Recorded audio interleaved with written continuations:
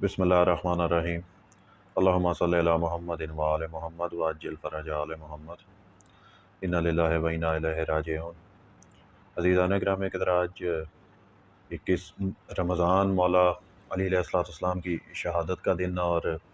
جتنے بھی محبان اہل بیت علیہ السلام ہیں ان سب کی خدمت میں مولا امیر المومنین علیہ السلام کی شہادت کی تعزیت پیش کرتا ہوں، اور بالخصوص مولا امام زمانہ جل اللہ فرجہ الشریف کی بارگاہ میں سب سے پہلے میں مولا امیر المومنین علیہ السلام کی شہادت کی تعزیت پیش کرتا ہوں، مولا قبول فرمائے۔ عزیزان گرامی قدر، جس طرح اہل تشیع کے پوری امت مسلمہ پر بلکہ پورے انسانوں پر اہل تشیع کے بے شمار احسانات ہیں، اگر اہل تشیع حضرات نہ ہوتے تو آج اہل بیت علیہ السلام کا وہ تعارف باقی مسلمانوں کو یا باقی دنیا والوں کو نہ ہوتا جو شیعوں کی بدولت ہے۔ تو سب سے زیادہ اہل تشیع نے اہل بیت علیہ السلام کا تعارف پوری دنیا میں پھیلایا۔ شیعہ جوانوں کی لاشیں اٹھائی، مطلب ماں باپ نے اپنے جوان بیٹوں کی لاشیں اٹھائی، اور 2-2 4-4 سال کے بچے جو ہیں وہ یتیم ہوئے، اور بہت ساری قربانیاں اہل تشیع نے دی، اور شہادت ویسے بھی محبان اہل بیت علیہ السلام کے ماننے والوں کا ورثہ ہے الحمدللہ۔ تو اس لحاظ سے پوری امت مسلمہ بلکہ جتنے بھی انسان ہیں وہ فقط اور فقط اہل تشیع کے احسان مند ہیں، اور احسان مند ہو کے رہنا چاہیے۔ اگر احسان فراموش بن جائے تو وہ ان کی اپنی مرضی۔ بہرحال آج اگر لوگوں کو پتہ ہے کہ 10 محرم الحرام کو مولا امام حسین علیہ السلام کو کربلا میں کس طرح شہید کیا گیا، یہ فقط اہل تشیع کی وجہ سے لوگ جانتے ہیں، اور شبان میں مولا امام حسین علیہ السلام کی جو آمد ہوئی ہے اگر لوگ جانتے ہیں تو اہل تشیع کی وجہ سے جانتے ہیں۔ مولا امیر المومنین علی بن ابی طالب علیہ السلام کے جتنے بھی فضائل اور مناقب اور ان کی جو بہادری ہے وہ اگر آج لوگ جانتے ہیں تو اہل تشیع کی وجہ سے جانتے ہیں۔ ان کی آمد کب ہوئی اور کس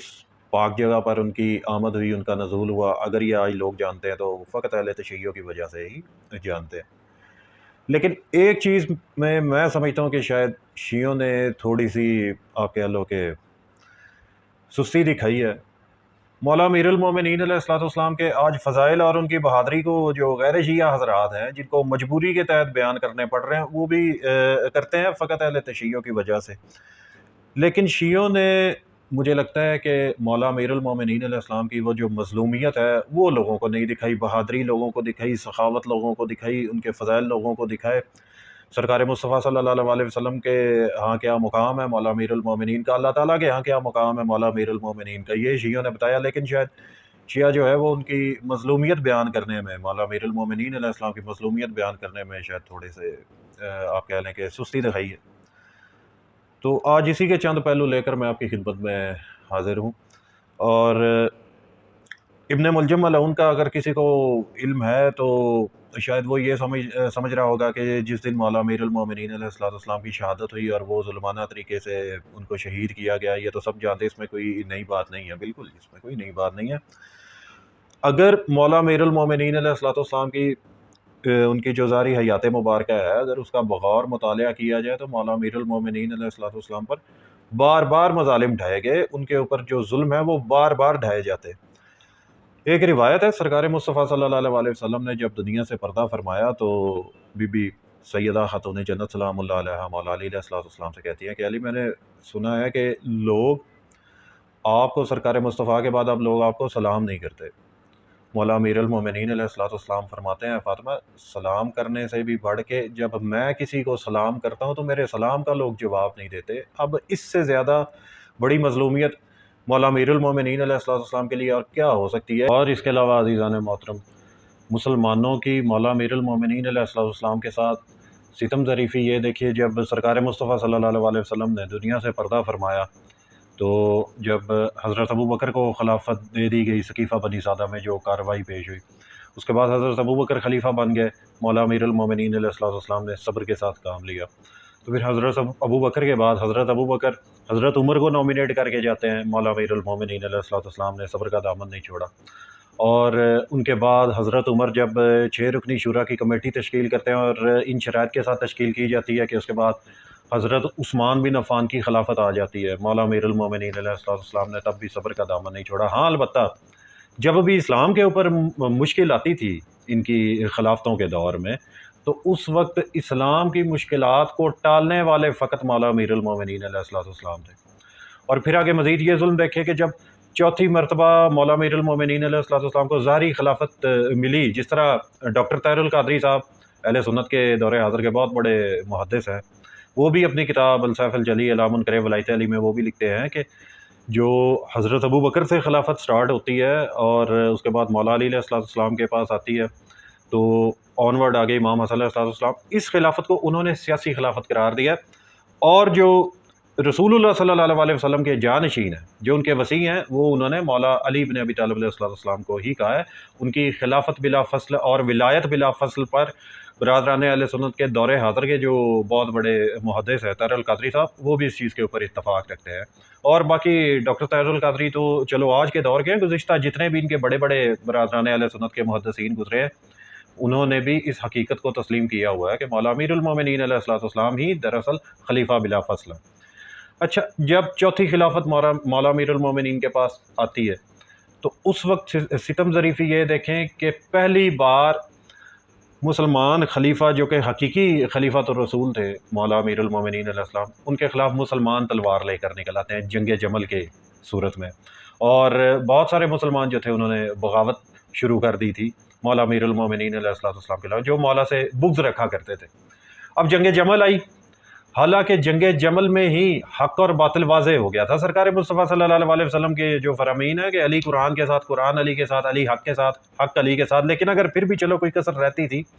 یہ المسند امام احمد ابن حنبل کی جلد نمبر 11 میں جو مقام حواب والی حدیث ہے، کچھ لوگ حواب بولتے ہیں، کچھ حواب بولتے ہیں، تو وہ حدیث جنگ جمل میں صحیح ثابت ہوتی ہے۔ سرکار مصطفیٰ صلی اللہ علیہ وسلم نے فرمایا تھا کہ ایک وقت آئے گا کہ میری ایک بیوی پر حواب کے کتے بھونکیں گے، اور یہاں پر یہ جو اس وقت آپ کے سامنے آ رہی ہے، اس حدیث میں صاف واضح ہے کہ مقام حواب میں کتوں نے بھونکنا شروع کیا تھا، تو اس وقت حق واضح ہو گیا تھا، لیکن اس کے باوجود بھی جنگ جمل جو تھی وہ ہوئی۔ اب جنگ جمل تو ہو گئی، اس کے بعد جنگ صفین ہو گئی، جنگ صفین کے بعد جنگ نہروان ہوئی۔ یہ حالات تھے مولا امیر المومنین علیہ السلام کی جو ظاہری خلافت جو ان کو ملی تھی بقول ہمارے چند مسلمان بھائیوں کے کہ وہ چوتھے خلیفہ ہیں، ان کی چوتھی خلافت میں بھی ان کے ساتھ یہ ظلم ہوا کہ جب وہ مسند خلافت پر بیٹھے تھے تو اس وقت مسلمانوں نے ان کے خلاف بغاوت کرنا شروع کر دی، ان کے خلاف جنگیں لڑنا شروع کر دی۔ حالانکہ مولا امیر المومنین علیہ السلام اس وقت وہ تو گوشہ نشینی کی زندگی اختیار کر رہے تھے، صبر کا دامن تھامے ہوئے تھے سرکار مصطفیٰ صلی اللہ علیہ وسلم کے حکم کے مطابق۔ حالانکہ جب ثقیفہ بنی سعدہ میں حضرت ابو بکر کی جو حکومت تھی جب وہ قائم ہوئی تھی، تو اس وقت ابو سفیان نے مولا امیر المومنین علیہ السلام کو بولا تھا کہ یا علی، اگر آپ حکم دیں تو میں مکے کی فوجیں آپ کے ساتھ جوڑ دیتا ہوں، اور یہ کافی لمبی چوڑی روایت ہے، اس کا خلاصہ ہی میں آپ کے سامنے عرض کرتا ہوں۔ تو اس وقت مولا امیر المومنین علیہ السلام وہ ابو سفیان بن حرب کی جو سیاست تھی اس کے اندر مولا اس سے واقف تھے، تو مولا نے یہ فرمایا کہ اس سے اسلام کا شرازہ بکھر جائے گا، تو لہٰذا میں صبر کا دامن تھامنے کو ہی زیادہ فوقیت دوں گا۔ یہاں تک مولا امیر المومنین علیہ السلام نے قربانیاں دی، لیکن جب ان کی خلافت آئی ہے تو ان کے ساتھ کیا ہوتا رہا ہے، اور ان کی خلافت کے بعد بھی جو ان کے اوپر مظالم رہے گئے وہ میں آپ کی خدمت میں پیش کرتا ہوں۔ اتنے مظلوم تھے مولا امیر المومنین علیہ السلام کہ کوفہ میں جب رات کا اندھیرا ہوتا تھا تو وہ آبادی سے باہر نکل جایا کرتے تھے، ویرانے میں چلے جایا کرتے تھے، کنوؤں کے پاس بیٹھ کے مولا امیر المومنین علیہ السلام راتوں کو رویا کرتے تھے، اور ان دنوں کو یاد کرتے تھے کہ اس اسلام کی خاطر، ان مسلمانوں کی خاطر میں نے کتنی قربانیاں دی، اور آگے ان کی اولاد نے بھی جو قربانیاں دینی تھی وہ بھی سرکار مصطفیٰ صلی اللہ علیہ وسلم کو اور مولا امیر المومنین علیہ السلام کو ان کا وہ معلوم تھا۔ اس غم کی وجہ سے، اس دکھ کی وجہ سے وہ رویا کرتے تھے، ان کا دکھ سمجھنے والا کوئی نہیں تھا۔ یہ حالات ان کے اوپر مسلمان لے کر آئے تھے۔ یہ وہ مولا امیر المومنین علیہ السلام ہیں جنہوں نے سب سے پہلے سرکار مصطفیٰ صلی اللہ علیہ وسلم کی نبوت اور رسالت کی جو تھی وہ تصدیق کی تھی۔ برادران اہل سنت کی ہی کتابیں اس کے اوپر شاہد ہے، یہ تاریخ طبری میں بھی یہ روایت موجود ہے، اور اس کے علاوہ احادیث کی باقی جو کتب ہے برادران اہل سنت کی ان میں بھی یہ موجود ہے۔ بہرحال اس وقت میں خلاصہ ہی آپ سب کے سامنے پیش کرنا چاہتا ہوں۔ دعوت تشہیرہ کے موقع پر سرکار مصطفیٰ صلی اللہ علیہ وسلم نے جب فرمایا کہ کون سب سے پہلے میری اس دعوت کو قبول کرے گا، کون میری تصدیق کرے گا، مولا امیر المومنین علیہ الصلوۃ والسلام تھے، سب سے پہلے انہوں نے اٹھ کر یہ فرمایا کہ اشہد اللہ الہ الا اللہ۔ انہوں نے یہ نہیں کہا کہ میں ایمان لے کر آتا ہوں، مولا امیر المومنین علیہ السلام فرماتے ہیں میں گواہی دیتا ہوں کہ اللہ ایک ہے اور محمد صلی اللہ علیہ وسلم اللہ کے رسول ہے۔ گواہی دینے میں اور ایمان لانے میں زمین آسمان کا فرق ہے، اس کو آپ ذرا اس کے اوپر آپ لوگ بھی غور کیجئے گا۔ اور اس وقت سرکار مصطفیٰ صلی اللہ علیہ وسلم نے اسی موقع پر ہی فرما دیا تھا کہ میرے بعد یہ میرا وصی ہوگا، میرا جانشین ہوگا، اور اس کے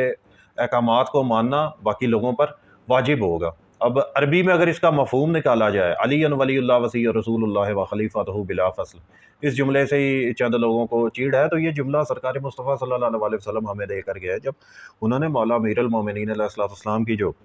فضیلت ہے اس کو بیان کیا، اپنے بعد ان کو اپنا وسیع جانشین مقرر کیا، تو یہ چیز ہم بیان کرتے ہیں، اور یہ سرکار مصطفیٰ صلی اللہ علیہ وسلم کی حدیث کا ہی تو مفہوم ہے جو ہم بیان کرتے ہیں، اور کچھ لوگ اس کے اوپر تنقید کرتے ہیں۔ اس سے بڑی میں نہیں سمجھتا کہ مولا امیر المومنین علیہ السلام کی مظلومیت اور کیا ہو سکتی ہے کہ سرکار مصطفیٰ صلی اللہ علیہ وسلم کا فرمان پیش کیا جاتا ہے تو وہ لوگوں کو ہضم نہیں ہوتا، وہ اس وجہ سے ہضم نہیں ہوتا کیونکہ وہ علی ابن ابی طالب علیہ السلام کی شان میں۔ یہ واقعہ تھا دعوت عشیرہ کے موقع پر، اور اس کے علاوہ جب شب ہجرت سرکار مصطفیٰ صلی اللہ علیہ وسلم نے جب فرمایا کہ کون ہے جو میرے بستر پر لیٹے گا، اور اس وقت یہ جو لوگ جن لوگوں نے تاریخ کا مطالعہ کیا وہ لوگ جانتے ہیں کہ شب ہجرت کی جو رات تھی جو بستر رسول صلی اللہ علیہ وسلم پر سوئے تھے ایک رات کے لیے، وہ موت کا بستر تھا، لیکن کسی کے اندر بھی کوئی جرت نہیں ہو رہی تھی سوائے علی بن ابی طالب علیہ السلام کے۔ وہ اس بستر پر لیٹے، اور اس بستر پر لیٹنے کے بعد انہوں نے اللہ تعالیٰ کی رضا حاصل کی، اور علی بن ابی طالب علیہ السلام ان کی ایک یہ بھی آپ قربانی سمجھ لو یا ان کا اسلام کے لیے ان کی خدمت سمجھ لو کہ جب مکہ میں ہجرت سے پہلے سرکار مصطفیٰ صلی اللہ علیہ وسلم کے ساتھ لوگ جب نماز پڑھنے سے ڈرتے تھے، فقط علی بن ابی طالب علیہ السلام تھے اور بی بی خدیجہ الکبریٰ سلام اللہ علیہا تھی جو سرکار مصطفیٰ صلی اللہ علیہ وسلم کے پیچھے نماز پڑھا کرتے تھے۔ باقی لوگ گھروں میں چھپ کر بیٹھ جایا کرتے تھے، لوگ گھروں میں موت کے ڈر کے مارے نکلتے ہی نہیں تھے۔ لیکن عجیب مسئلہ ہے، بخاری شریف بھی آپ کی ایک اس چیز کی گواہ ہے۔ بخاری شریف میں ہے کہ ایک بہت بڑی شخصیت ہے، آپ خود بھی مطالعہ کر لیجئے گا۔ وہ جب اسلام لے کر آئے تو اسلام لانے کے بعد وہ ایک شخصیت تھی، وہ اپنے گھر سے باہر ہی نہیں نکل رہے تھے، اور وہ لوگوں سے ڈر رہا تھا، اپنے گھر سے باہر ہی نہیں نکل رہا تھا موت کے ڈر کی وجہ سے کہ میں نے اب چونکہ لوگوں کو پتہ چل گیا کہ میں نے اسلام قبول کر لیا ہے تو اب یہ مکہ کے لوگ مجھے مار دیں گے۔ اس کا پورا جسم کانپ رہا تھا، جو گھر میں اس کو لینے کے لیے اس کو گیا تھا کہ باہر نکلو، تو اس نے جو اس کی حالت اور کیفیت دیکھی تھی اس نے لوگوں کو بتا دی تھی، لیکن بعد میں اس کو جو القابات سے نوازا گیا۔ آپ تمام حضرات خود مطالعہ کر لیجئے گا، اور بخاری شریف کا میں حوالہ دے رہا ہوں، اگر کسی کو کوئی ضرورت ہوئی تو وہ پرسنل میں رابطہ کر سکتے ہیں۔ اور ویسے بھی یہ کوئی اتنی حیران کن بات نہیں ہے، مطلب لوگ موت سے ڈر کے مارے گھر سے باہر نہیں نکلتے، لوگ جنگوں میں فرار ہو جاتے ہیں، لوگ اپنی بعض اوقات اپنی جان بچانا کچھ لوگ جو ہیں وہ اپنا اس میں بہتری سمجھتے ہیں، اور تو موت سے ڈرنا ان لوگوں کے لیے یا ہمارے لیے تو اب کوئی اتنی حیران کن بات نہیں ہے جب ہم چند لوگوں کی جو بزدلی کے جو کارنامے جب ہم وہ دیکھتے ہیں یا وہ پڑھتے ہیں یا سنتے ہیں تو ہمارے لیے اب وہ اتنی حیرانی کی بات نہیں ہے۔ بہرحال آپ خود مطالعہ کر لیجئے گا۔ اور اس کے بعد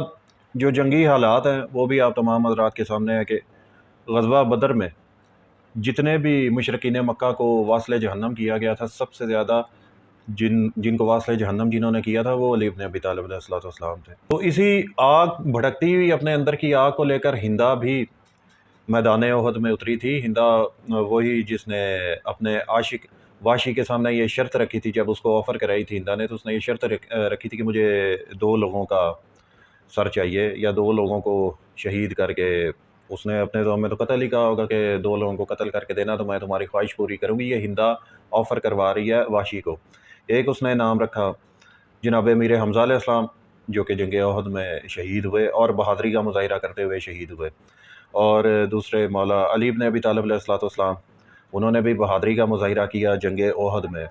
یعنی انہوں نے اپنے چچا کو ان کی شہادت کی خبر سننے کے بعد بھی انہوں نے اتنی بہادری کا مظاہرہ انہوں نے دکھایا کہ باقی لوگوں کی طرح جنگ کا میدان چھوڑ کے پہاڑوں پر پہاڑی بکروں کی طرح بھاگے نہیں تھے۔ یہ علی بن ابی طالب علیہ السلام تھے جو میدان جنگ میں ثابت قدم رہے۔ پھر اس کے بعد غزوہ خیبر میں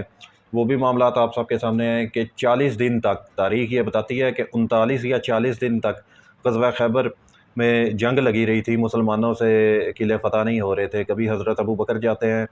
تو ان کو بھی ناکامی کا سامنا کرنا پڑتا ہے۔ یہ حقائق ہے، اس میں یہ کوئی برا منانے والی یا کسی کو ٹانٹ مارنے والی کوئی بات نہیں ہے، یہ تاریخی حقائق ہیں، اب ان سے تو روگردانی نہیں کی جا سکتی نا۔ اس کے بعد حضرت عمر کو بھی موقع دیا گیا کہ ایک بار آپ پھر اپنی قسمت آزما لیں، لیکن اس وقت بھی وہ کامیاب نہیں ہو سکے، وہ بھی ناکامی کے ساتھ واپس آئے۔ تو علی بن ابی طالب علیہ السلام تھے جنہوں نے مرحب کو 2 حصوں میں 2 ٹکڑوں میں تقسیم کیا، اور خیبر کے بعد جتنے بھی غنائم لوگوں کو ملے ان کا تو حساب ہی نہیں لگایا جا سکتا۔ علی کی تلوار کے صدقے باقی اس وقت جو لوگ تھے وہ کھایا کرتے تھے۔ یہ علی بن ابی طالب علیہ السلام کی کنٹریبیوشنز ہیں اسلام کے بارے میں، یا اسلام کو پھیلانے میں۔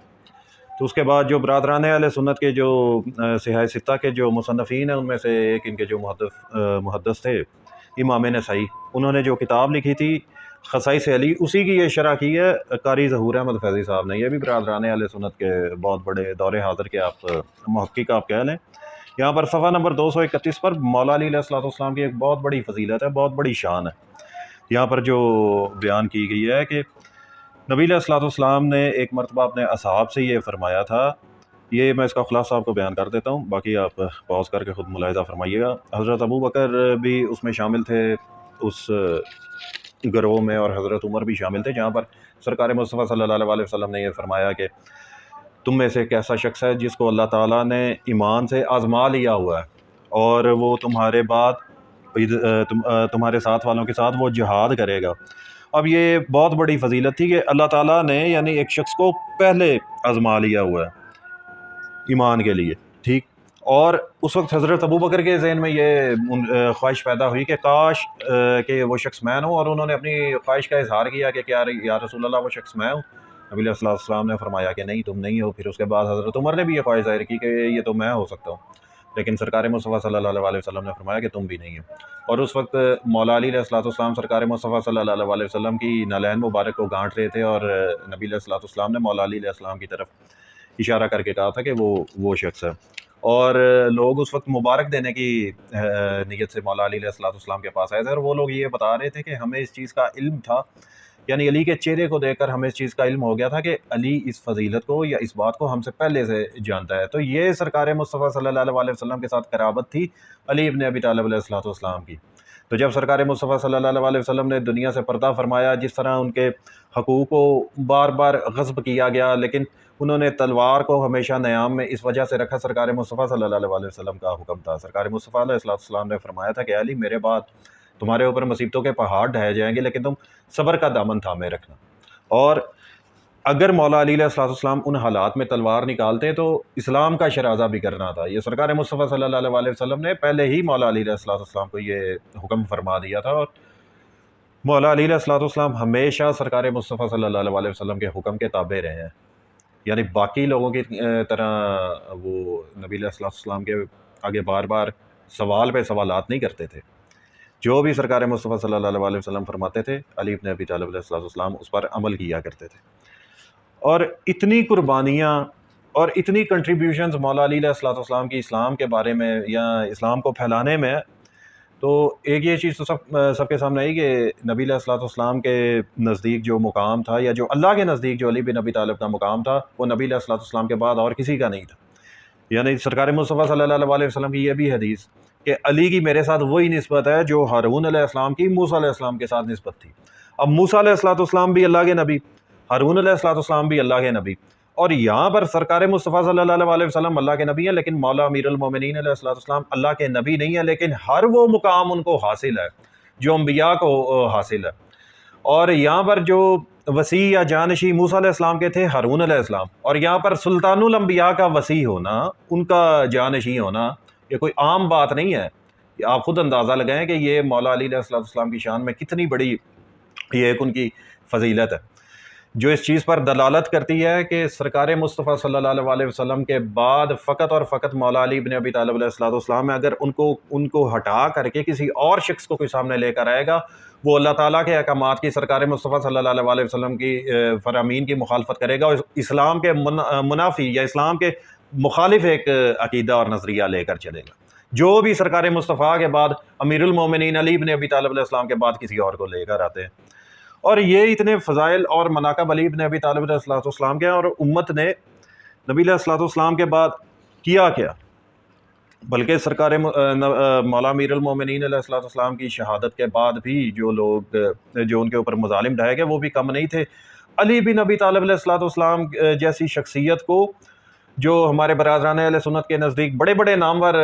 جو شخصیات ہیں، وہ لوگ ممبروں پر علی بن ابی طالب علیہ الصلوۃ والسلام کو گالیاں دلوایا کرتے تھے، لعن طعن کروایا کرتے تھے علی بن ابی طالب علیہ الصلوۃ والسلام کو۔ یہ برادران اہل سنت کے جو امام حاکم، ان کی جو مشہور زمانہ ہر دور میں جو مشہور رہی ہے کتاب المستدرک الصحیحین، بخاری مسلم کی جو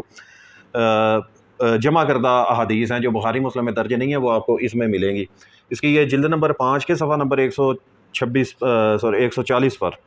اور حدیث نمبر 5898، یہاں پر عبداللہ بن ظالم سے وہ فرماتا ہے کہ مغیرہ بن ابی شعبہ اپنے خطبے میں حضرت علی علیہ الصلوۃ والسلام پر سب و شتم کر رہا تھا۔ کون کر رہا تھا؟ مغیرہ بن شعبہ علی بن ابی طالب علیہ الصلوۃ والسلام کے اوپر سب و شتم کر رہا تھا، اور ایسے خطیب مقرر کیے تھے جو علی علیہ الصلوۃ والسلام کے اوپر سب و شتم کرتے تھے۔ یعنی یہ بنو امیہ کے جتنے بھی حامی تھے، یا بنو امیہ والے خود ہو گئے، امیر شام سے لے کر، اور اس کے بعد یہ جو بنو امیہ کے سپورٹر تھے، ان خبیثوں نے خطیب مقرر کیے ہوئے تھے، لوگوں کو وظیفے لگائے ہوتے تھے مختلف مساجد میں، ممبروں پر بیٹھ کر جو علی بن ابی طالب علیہ الصلوۃ والسلام پر لعن طعن کیا کرتے تھے۔ اس سے بڑی مظلومیت اور کیا ہے کہ سرکار مصطفیٰ صلی اللہ علیہ وسلم جس کو اپنا بھائی، اپنا وصی، اپنا جانشین مقرر فرمائے، جس کے ساتھ اتنی بڑی ان کو ایک آپ کہہ لیں کہ شان دی ہے کہ اللہ تعالیٰ نے مولا علی علیہ الصلوۃ والسلام کو ایمان کے لیے اس وقت آزما لیا ہوا تھا جب آپ کے جو بڑے بڑے شخصیات جو مشرک اور بت پرست پھرا کرتی تھی، اس سے پہلے علی بن ابی طالب علیہ الصلوۃ والسلام کو اللہ تعالیٰ نے آزما لیا ہوا تھا۔ ان کے بارے میں ان کی شہادت کے بعد بھی ان کے اوپر سب و شتم کی جا رہی ہے، یہ ہے علی علیہ الصلوۃ والسلام کی مظلومیت۔ عزیزان محترم، اب یہاں پر باتیں اور بہت ساری ہیں کرنے کو، لیکن ان سب کو اسکپ کر کے وہ پھر انشاءاللہ کبھی صحیح۔ آج جو مولا علی علیہ السلام کی شہادت کا دن ہے، اب بہت ساری چیزیں اسکپ کر کے اس طرف چلتے ہیں۔ یہ طبقات ابن سعد، یہ بہت پرانی کتاب ہے، اور یہ جو محمد بن سعد ہیں، ان کی المتوفہ 230 ہجری، اب آپ یہاں سے اندازہ لگا لیں کہ یہ کتنی ان کی یہ پرانی کتاب ہے، اور یہ اس کے اندر جو ڈیٹا سارا اکٹھا کیا ہوا ہے، یہ ان کے جو ابتداء کے جو لٹریچرز ہیں برادران اہل سنت میں سے، ان میں یہ اس کا شمار کیا جاتا ہے، یہ طبقات ابن سعد کا۔ اچھا، یہاں پر یہ مولا علی علیہ الصلوۃ والسلام کا جس طرح ان کی شہادت ہوئی ہے، ان کا قتل ہوا ہے، اس کو ان کے جو محدثین ہیں وہ کس طرح بیان کرتے ہیں، اس چیز کو آپ نے خدا رب اس چیز کو آپ نے پہلے سے بھی زیادہ غور سے ملاحظہ فرمانا ہے، اس کے اوپر آپ نے تھوڑا سا غور و فکر کرنا ہے۔ ایک پوائنٹ جو میں آپ کو سمجھانا چاہ رہا ہوں، شاید میں سمجھا سکوں۔ اب اس کی یہ جلد نمبر 2 کے صفحہ نمبر 161 پر، اب جہاں پر یہ لکھا ہے کہ 3 خارجیوں کا خفیہ اجلاس، لوگوں نے بیان کیا کہ خارج میں سے 3 آدمی نامزد کیے گئے۔ ایک یہ ملعون عبد الرحمن ابن ملجم، جو کہ قبیلہ حمیر سے تھا، اس کا شمار قبیلہ مراد میں بھی کیا جاتا ہے جو کندہ کے بنی جبلہ کا حلیف تھا۔ اچھا، اس نے ارادہ کیا علی بن ابی طالب علیہ السلام کو شہید کرنے کا، ٹھیک ہے، جو 3 خارجی تھے۔ اب جو ان تینوں میں سے باقی کے 2 تھے، البرق بن عبداللہ التمیمی، ٹھیک، اور عمرو بن بکیر التمیمی، یہ تینوں بیسیکلی مکہ میں جمع ہوئے تھے۔ اب یہ ان کے محدث لکھ رہے ہیں، تو وہاں پر ان لوگوں نے یہ عہد و پیمان کیا کہ ہم 3 لوگوں کو ضرور قتل کریں گے، ایک علی بن ابی طالب، دوسرا معاویہ ابن ابو سفیان، اور تیسرا عمر بن العاص۔ یہ 3 یعنی ان تینوں نے، یہ جن میں سے تو ایک ملعون یہ ابن ملجم تھا، اور اس کے علاوہ یہ البرق بن عبداللہ اور عمرو بن بکیر،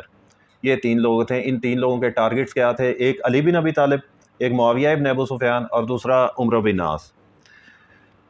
تو عبد الرحمن ابن ملجم، اس نے یہ کہا کہ میں علی بن ابی طالب علیہ السلام کو شہید کروں گا، اور البرق نے کہا کہ میں معاویہ کو قتل کروں گا، اور جو دوسرا تھا عمرو بن بکیر، اس نے کہا کہ میں عمرو بن عاص کو قتل کروں گا۔ اچھا، یہ کیسا اتفاق ہے کہ مکہ میں 3 لوگ جمع ہوتے ہیں، عبد الرحمن ابن ملجم ملعون، اور یہ البرق بن عبداللہ اور عمرو بن بکیر۔ نہ ہی البرق کامیاب ہوتا ہے، یعنی وہ معاویہ کو قتل کرنے میں کامیاب نہیں ہو سکتا، اور دوسرا جو تھا یہ اس کا کیا نام ہے، یہ عمرو بن بکیر، یہ عمر بن العاص کو مارنے میں یہ کامیاب نہیں ہوتا، اور ابن جو ملجم ملعون تھا وہ علی بن ابی طالب علیہ السلام کو ضرب لگانے میں یا ان کو شہید کرنے میں کامیاب ہو جاتا ہے۔ کتنا عجیب اتفاق ہے کہ معاویہ بن ابو سفیان بچ گیا اور عمر بن عاص بھی بچ گیا، علی بن ابی طالب علیہ السلام جو ہیں وہ شہید ہو گئے، اور ان کی شہادت کے بعد جو لوگ علی بن ابی طالب علیہ السلام پر سب و شتم کرواتے تھے ان سب کی جو بنیاد تھی وہ اسی یہ امیر شام نے رکھی ہوئی تھی، جس کا نام معاویہ ابن ابو سفیان ہے۔ اب آپ لوگ یہ اندازہ لگائیں کہ یعنی شاید کچھ لوگوں کو بچانے کے لیے انہوں نے، یعنی کچھ لوگوں نے یہ پروپیگنڈا کر دیا کہ جی جو مارنے کے لیے نکلے تھے ان کا ٹارگٹ تو ایک ٹارگٹ تو یہ بھی تھا، ایک ٹارگٹ تو وہ بھی تھا، فقط علی بن ابی طالب ٹارگٹ نہیں تھا، لیکن قتل علی بن ابی طالب ہو رہا ہے اور باقی دونوں بچ رہے ہیں۔ اور یہی وہ لوگ ہیں جو علی کے ساتھ بعد میں علی کے شہید ہونے کے بعد بھی مخالفت کرتے ہیں۔ 80 سال تک یہ بنو امیہ کے بندروں نے علی بن ابی طالب علیہ السلام کو ممبروں کے اوپر گالیاں نکلوائیں، لان تان کروائی، سب و شتم بھی کروایا، سب کچھ کروایا۔ اگر اس کا ریئیکشن اب آ رہا ہے تو اس کو بھی برداشت کرو۔ عزیزان گرامی، اگر بات شاید زیادہ لمبی ہو جائے، یہ چند ایک پہلو میں نے آپ کی خدمت میں پیش کی ہے۔ انشاءاللہ کوشش کروں گا کہ کل جو چیزیں میں نے اسکپ کی ہیں یا آپ یہ سمجھ لو کہ جو چیزیں ابھی دکھانے والی رہ گئی ہیں، چند ریفرنسز ہیں یا چند چیزیں حقائق اور آپ سب کے سامنے لانے، وہ انشاءاللہ بعد میں اگلی ویڈیو میں لے کر آؤں گا۔ یہ ویڈیو بہت لمبی ہو جائے گی اور ویسے بھی اس وقت ٹائم بہت کم ہے، تو انشاءاللہ کل آپ کی خدمت میں دوبارہ انشاءاللہ حاضر ہوں گے، اور آپ کے سامنے یہ چیزیں بھی رکھی جائیں گی کہ کس طرح بنو امیہ نے علی بن ابی طالب علیہ السلام کے اوپر اتنے مظالم ڈھائے، ان کے اوپر لعن طعن کروائی، جس کا سلسلہ، جس کے اثرات آج تک بھی آپ کو نظر آئیں گے، آج تک بھی موجود ہے۔ اگر ان کے کسی بھی بڑے سے بڑے بزرگ کی یا ان کے کسی پیر بابے کی یا ان کے کسی ولی کی یا کسی کی بھی اگر کوئی بھی شان میں اگر کوئی جھوٹی روایت بیان کر دے تو یہ اس کے اوپر سبحان اللہ کہتے ہیں۔ اور جب مولا علی بن ابی طالب علیہ السلام کی شان کو